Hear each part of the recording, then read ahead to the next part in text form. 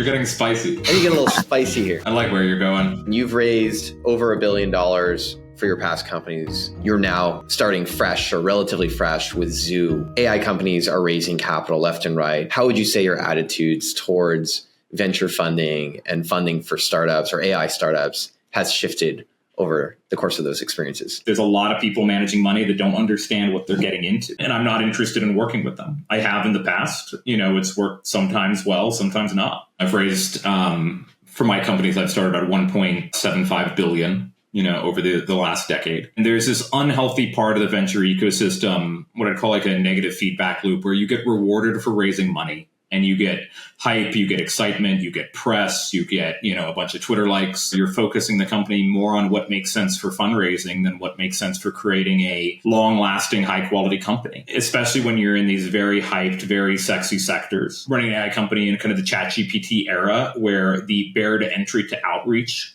from a VC fund is zero. So as far as how to actually, decide on who, it's spending time with them. It's talking to them. You look at our cap table. We have some of the largest family offices in the world. We have a huge set of founders, operators with relevant backgrounds. It's not a traditional cap table. We kind of picked and chose out of each cohort of who understood the best.